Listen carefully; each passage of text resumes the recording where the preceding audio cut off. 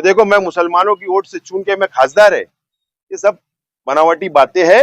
हम लोग फंस चुके हैं ऐसी खासदार को भी, इसलिए उनको लगा होगा किरीट सुमैया को कि यहाँ बांग्लादेशी रहते होंगे। अरे ये कोई और तहसील कार्यालय ने अपना वकील खड़ा रह के डिफेंस करना कि ये जो हमने किया सब सही किया, जो एसआईटी बनी ये गलत बनी। तवाब जो कारपोरेशन का कर्मचारी है, ऑफिसर है, उसको भी एसआईटी ने अरेस्ट करके आज कोर्ट में पेश किया। 24 तारीख तक के पीसी मिली है पुलिस डिपार्टमेंट को।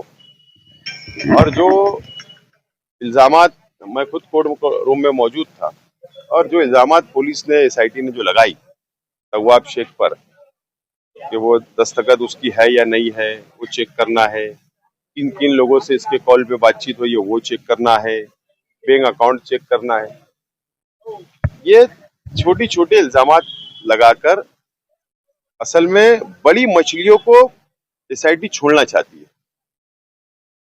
आप देख लीजिए, आज नायब तहसीलदार को सस्पेंड किया गया, नायब तहसीलदार को आरोपी किया गया, आज भी फरार है। बाकी जो छोटे छोटे अधिकारी है, कलर वगैरह, उनको अरेस्ट कर लिया गया, आज धारणकर फरार है। तवाब शेख को अटक करके बड़ी मछलियां कारपोरेशन की हेल्थ ऑफिसर, कमिश्नर तक को बचाने की कोशिश की जा रही है, ऐसा शंका है मुझे। असल में आप देखिए, चाहे वो एफिडेविट का अधिकार हो तहसील ऑफिस में, वो तहसीलदार को दिया गया था। अब तहसीलदार की गलती, नायब तहसीलदार को पावर डेलीकेट किया गया। और कॉरपोरेशन में जहां तक मेरी मालूमात है कि जो जन्म मृत्यु या बर्थ सर्टिफिकेट के ऊपर, बर्थ सर्टिफिकेट जो दस्तखत होती है वो भी हेल्थ ऑफिसर को अधिकार है। तो फिर हेल्थ ऑफिसर की दस्तखत होगी ना, तो वो आपकी कहाँ होगी? या फिर पावर डेलीकेट करे तो गैर कानूनी है क्या? तो असल में बड़ी मछलियों को एसआईटी छोड़ना चाहती है। मुझे ऐसा लगता है कि भारतीय जनता पार्टी, इस सरकार का दबाव एसआईटी के ऊपर है और वही काम कर रहा है जो हमको आज दिख रहा है। एक बात मैं हैरान हूं कि डिफेंस कौन करता है? अगर कॉरपोरेशन के कर्मचारी अगर अरेस्ट होते हैं, अभी शुरुआत हो गई, तो कॉरपोरेशन की जिम्मेदारी, कर्तव्य था कमिश्नर का कि वो कॉरपोरेशन का वकील अपने कर्मचारी के डिफेंस के लिए खड़ा करते। या तहसीलदार के कर्मचारी अरेस्ट हुए तो तहसीलदार प्रांत कार्यालय अपने डिफेंस के लिए अपने दिए जाते। ये बेचारे अपने अपने वकील लगाकर खड़े हुए, ये यंत्रणा का हिस्सा थे, सिस्टम का हिस्सा थे ये कर्मचारी, जिनको आज आरोपी बनाया गया। तो उनके लिए वहां की एजेंसियां ने, यानी कॉरपोरेशन ने, तहसील ऑफिस ने खड़ा रहना चाहिए था, अपना वकील खड़ा करना चाहिए। इसका मतलब जो इल्जाम एसआईटी लगा रही है कि प्रांत कार्यालय चोर है या कॉरपोरेशन चोर है, भ्रष्ट कारोबार है, जो एसआईटी लगा रही, इसका मतलब तुम मान्य कर रहे हो। तो होना यह चाहिए था, कॉरपोरेशन और तहसील कार्यालय ने अपना वकील खड़ा रह के डिफेंस करना कि ये जो हमने किया सब सही किया, जो एसआईटी बनी ये गलत बनी, और जो सरकार ने इल्जाम लगाया वो गलत लगाया। इस तरीके से कामकाज होना चाहिए था, लेकिन ऐसा नहीं करते हुए छोटे छोटे लोगों को आरोपी बना के बड़ी मछलियों को छोड़ने का संयंत्र रचा गया है। और भारतीय जनता पार्टी की सरकार इस तरीके का संयंत्र रचकर ये काम मालेगांव को बदनाम करने के लिए कराना चाहती है। आवाज जो है विधानसभा में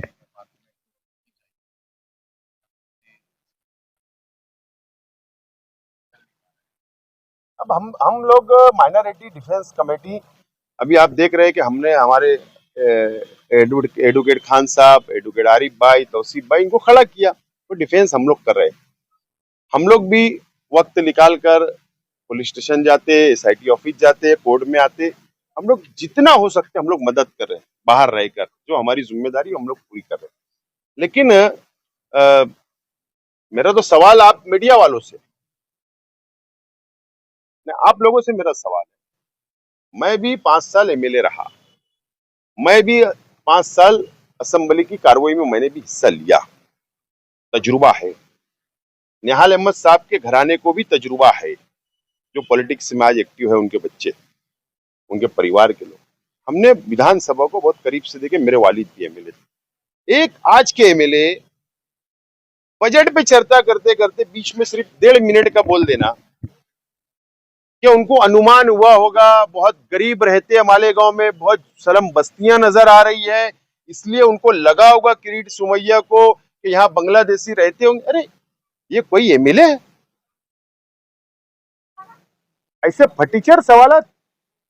अरे सीधा बोलना चाहिए था एमएलए कि एसआईटी तुमने बनाई, तुम जुल्म कर रहे हो, एसआईटी गलत कार्रवाई कर रही है, एक भी रोहिंग्या, एक भी मुसलमान बांग्लादेशी यहाँ नहीं है, हम पर जुल्म हो रहा है, बंद होना चाहिए। कौन से एक्ट से धड़ल्ले से बोलना पड़ता है? तुम तो चापलूसी की बातें वहां कर रहे हो, सरकार की जबानी बोल रहे हो।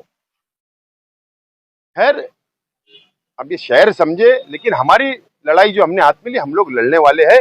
और शोभा बचाओ, महाराष्ट्र सदन के अंदर खड़े रह के प्रेस वालों के सामने बयान देने से काम चलेगा नहीं, कोई काम चलेगा नहीं। ये सिर्फ वो बेवकूफ बनाने का धंधा है। वहां पर कई कांग्रेस पार्टी के मेंबर ऑफ पार्लियामेंट लोगों की मीटिंग थी महाराष्ट्र सदन में, शायद जैन मीटिंग थी, उसके बाद प्रेस वाले वहां पे आए तो ये हमारी मैडम ने भी वहां खड़े रह के बोल दी, चलो मैं भी मालेगांव को दिख जाऊंगी। तो ये सब बेवकूफ बनाने के सब धंधा है। मैडम ने बंद करना, मैडम को मालूम है रमजान में गरीब क्या है, परेशान है, उनको अखराजा मिल रही कि नहीं मिल रही, तो पावरलूम चल रहे नहीं चल रहे, मालेगांव में क्या परेशानी है, वो नहीं आएंगी। ईद के दिन जरूर मुबारकबाद देने जरूर पहुंचेंगी वो, कि देखो मैं मुसलमानों की वोट से चुन के मैं खासदार है। ये सब बनावटी बातें हैं।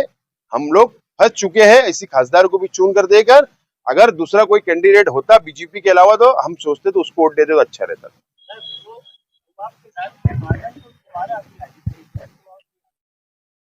हाँ, जो समझ में आ रहा है कि दूसरे सीआर में उसको ट्रांसफर लिया गया है और उसी सीआर में तव्वाब को भी लिया गया, जो नजर आ रहा है। और शायद जो पुलिस ने आज रिमांड रिपोर्ट लाई थी, तो शायद महाजन और तव्वाब का कोई कनेक्शन है क्या, उसकी इंक्वायरी के लिए शायद इसको भी इसमें ज्वाइन किया गया, ऐसा मुझे लगता है। सवाल मतलब लगा दी पार्लियामेंट में और मुझे मौका मिलेगा तो उस पर बोलूंगा। आपकी जानकारी में है क्या उन्होंने सवाल लगाया था या फिर शहर के एमएलए ने, ये दोनों क्या वाकई सवाल लगाया? ऐसा है, अब उन्होंने लगाया होगा सवाल, दाखिल किया गया होगा अगर सवाल, तो प्रेस के सामने जाहिर करना, अगर हमने दाखिल किया नहीं लग रहा है ऐसा बोल दो। आता ना, ऑनलाइन होता है ना, कोई ऐसा वहां इन्वर्ट नहीं लेना पड़ता, ऑनलाइन होता है, उसकी स्क्रीनशॉट लाओ, बता दो मीडिया वालों को। अब क्या है, जंगल में मोर नाचा किसने देखा, वो वहां क्या कर रहे हमको क्या पता। जो तुम लोग बताते हो हम भी देखते, गाँव भी देखता है।